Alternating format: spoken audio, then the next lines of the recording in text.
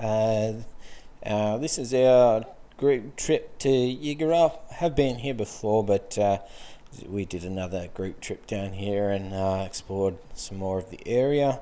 Got a lot more vision for this one. Hopefully you enjoyed the video. If you do, make sure you hit like and subscribe. Helps us out immensely. And if you see anything like somewhere we should have stopped and had a look at, or comments on the area itself, or anywhere else we should have explored while we're in the region, drop that in the comments, because it's always good to know, because I plan to go back there again at some stage. So it's always good to hear about places that we can explore. So it's a 3-day trip down there, so we leave Friday, so it's our campsite set up on Friday, not far from Yeagarup itself. So we could spend the majority of the time getting through the dunes at Yeagarup and through Callcup, and with the intention to get across to Jasper beach. So this was our campsite and all the members in their vehicles that we'd set up for our nights. That was pretty much our setup there. It was a beautiful place to be down in Pemberton. It's a lovely area, and thanks to the members for contributing. This is Jenna's amazing photo of the night sky. It's actually beautiful picture. And if you want to pause on this page, you can. It's basically Google Maps satellite view of the area, so you can see like where we went, came out, where we wanted to end up, Jasper Beach, Black Point. So basically the whole trip mapped out.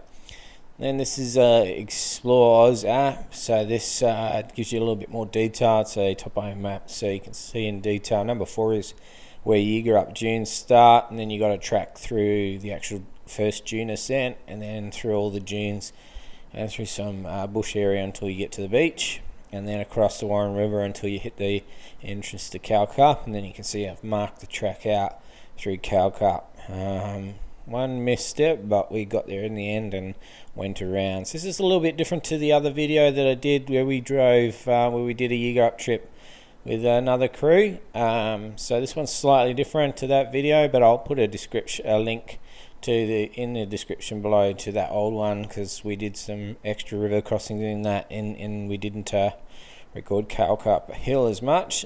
So if you want, you can jump over and have a look at that one in your own time. We split this off into 2 series, but this first one is just some vision from the head camp. So to give you an idea, this is driving in, getting closer to the first dune entrance into Yeagarup. As you can tell, she's a bit bouncy, and by the fact that my head gets moved around quite a bit. But it's just to give you a different view of what it's like to be able to being behind the wheel as you try and get through these sort of areas where you got a lot of bumps and so forth. So this is as we get closer to the dune. You can see the white sign coming up ahead. That gives you indication that you're almost at the actual dune. And this is probably where you want to think about slowing down to start your run up on that firmer ground. Because if you move over here to the right hand side, if you move to the right, that's where you stop so that other people can get around you. But that area, see, I'm right back here, so starting on some firmer stuff, and you'll notice how much car you see that shaking from side to side. That was going through the softer stuff that had been churned up from previous attempts of other vehicles prior to us getting there. But then as I went up the hill, it was kind of soft. There wasn't as much shaking, and it was an easier ascent for me. This is just a vision from the suspension from underneath the front of my car. There's a front suspension going as we were going up that hill. This is just one of the other members as they've coming up in his flying up there in his Land Cruiser.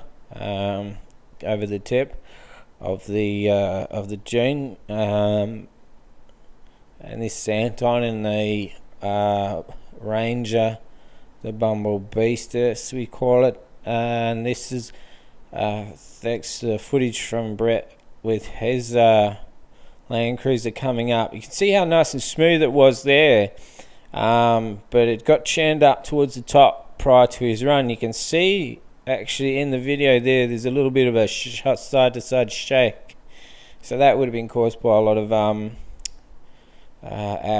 churning on that top lip section that causes that. But it was, you see how it was nice and smooth prior to that point with that ascent. So sometimes it's all about tire pressure and momentum getting up that little hill. So you drop it down to whatever's applicable to your vehicle. So there's just a nice little shot of us driving along the dunes through the area as we head towards the beach. Yeah, that whole getting the tire pressure right is always helpful in relation to both your vehicle and what your vehicle's capable of, and what size tires and rims that you have, what type of four-wheel drive and so forth, and the capability. So it can all depend. So you sort of got to figure out what works best for you, and if you don't make it up the hill, then you always can reverse back down and have another crack at it, but make adjustments, whether it be a longer run up or lower tire pressure. You know, it's hopefully you get the right instructions so you can do this. You might have noticed there's some white markers that pop up left and right as you head through these dune areas. They were in some of the other pictures as well. I just hadn't had a chance to mention them. You see ones right about there, and throughout this area, especially when it's wider, you see them further to the left and to the right. Those markers are there to make sure that you stay on the right track. Some markers we're going past shortly. They're all there to make sure you stay within the bounds of those, so you don't go and drive all over the dunes. You're not supposed to be driving everywhere else. You stay within those rounds, that border of those markers, and eventually end up in an area like there where it's like you saw on the satellite view. You can see the dune area, and then there's bushy area. This is that bushy area that you've got to get through. So you're going through that whole bushy sandy area to get down onto the beach. So make sure you stay within those boundaries, and you won't miss this entrance or the track going through. I mean, it's all pretty clear. Everybody, I don't see anyone else going off in other directions, but this is the track that you'll take in, and it's not too bad. As you can tell, it's a little bit of a soft sand, but your tires, if you've got them set up from doing the ascent when you first get in, you can pretty much leave it there as is, pretty much for the whole journey until you either decide to go up Callcup or you decide to do whatever else that you're going to do. It's sometimes easier just to stay at that same tire pressure throughout the journey rather than trying to change on the fly. And then we get when you get down to the actual entrance to the beach, you got to turn left if you're going to go towards Warren River and the Callcup Hill ascent itself. So you always turn left when you reach that at that point.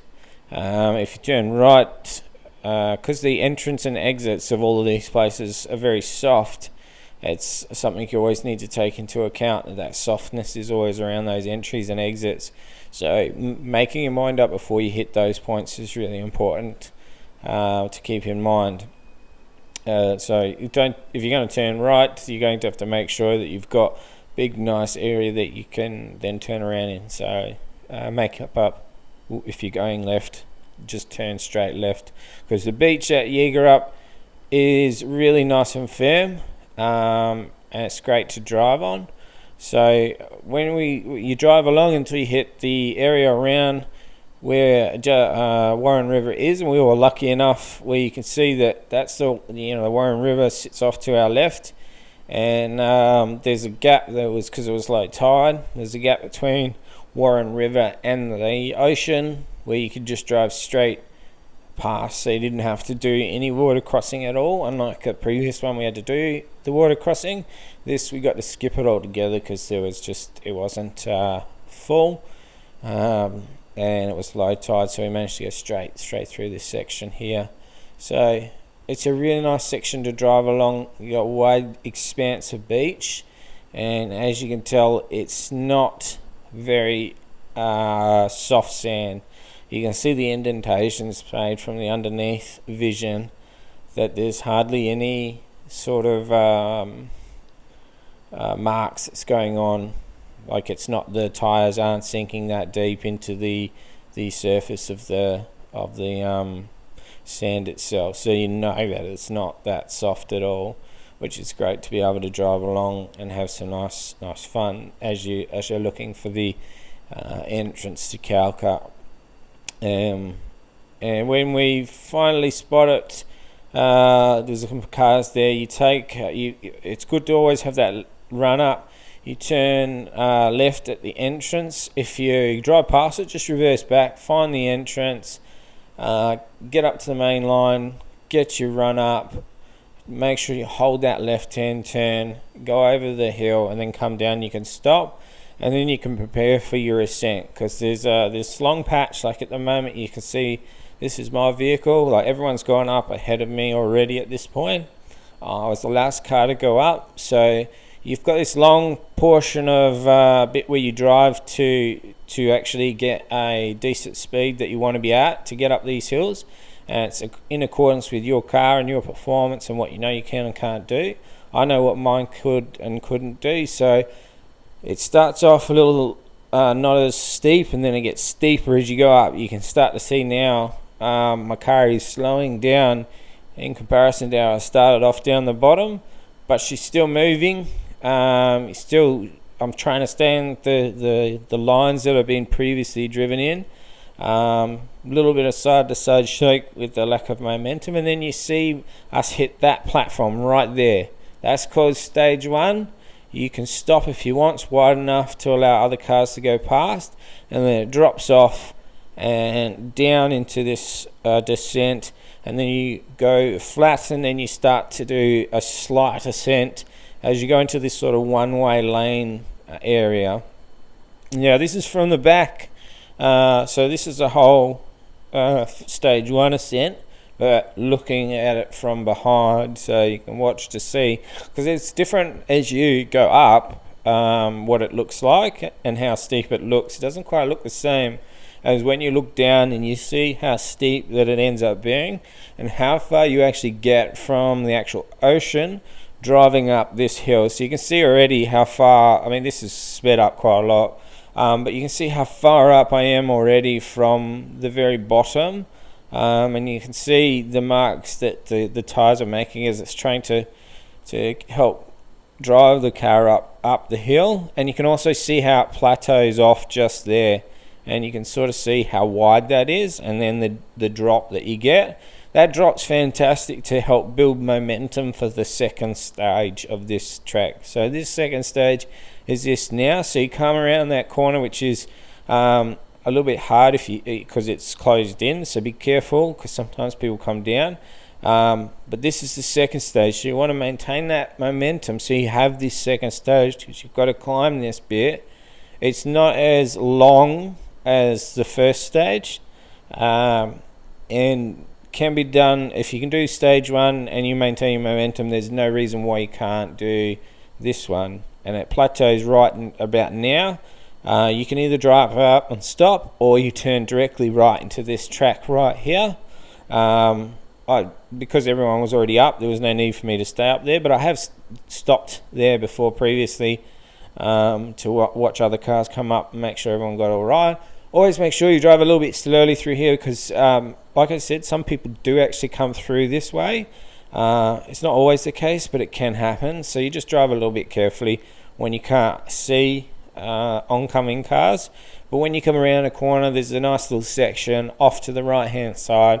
Allows you to park quite a few cars in the shaded area, so you can put a little bit more air in your tires, because for the rest of the exiting portion, you don't really need 10 psi, or I was at 10 psi, and whatever car you're driving or whatever psi you need, you can pump yours up. So that's where all of our members are all parked in their cars, and waiting for us to continue on. So this is from the reverse section of that trip. So we're coming up from, this is stage 2, so coming straight through that cornery bit, and then basically up the same sort of slope. But you can see, look how far away that ocean is now from the height that I'm at. So it is quite a long journey to take, and it can be a bit difficult. And yeah, you can see the plateaus kind of very clearly obvious there to the right hand side. So you can stay up there and do a turnaround and go right to the top, or you can just follow the track around. It's pretty clear. You can even park just off to the side. That's there nicely, so that if oncoming cars come, you can reverse back and use that spot so that you can allow other cars to move. Here's just some shot of the suspension working as I was going up one of those portions, just to let you see how much some part of it's not too bad, and then other parts of it, the suspension really has to work quite hard to keep your tires on the ground. It's throwing up sand as it goes around, but it's fantastic because everybody did a great job and made it up at the same time. This is some footage that Jenna took of some of the guys coming up. I think this is Anton in his Ranger, and he did a fantastic job with this Ranger getting up here. He had a little less tires to work with than most would in this situation, so to be able to get up here in the first crack of his first experience was excellent. And Trevor joined us on the second day. He wasn't there for our Friday night camp, but he enjoyed and joined us on the next day and joined in. So this is the track leading us out from Callcup. You go this sandy bit, and then you have some rubber matting that you sort of it helps climb the last section out, and there's a track that leads you out, which you'll sort of see. I'll end up closing off this video momentarily, and then in series 2 it's basically the rest of the trek from pretty much where we were at, trying to get around to Jasper Beach area to camp for the night over that side of the area. It's during about a 2-hour drive, and then camp in that location, and then the idea was to hopefully fish. Unfortunately, conditions weren't really right for it, but well, it was an awesome job that everyone was able to get up there during that time frame. We were able to get up in those areas, had a few little hiccups here and there, but overall it was fantastic from everyone that attended. And I really look forward to it. So if you've got any other ideas and things that we should have seen, feel free to mention it. But I'll catch you in the next video for series part 2, and we'll finish this one off. So thank you for listening, and I'll join us in part 2. Cheers, guys.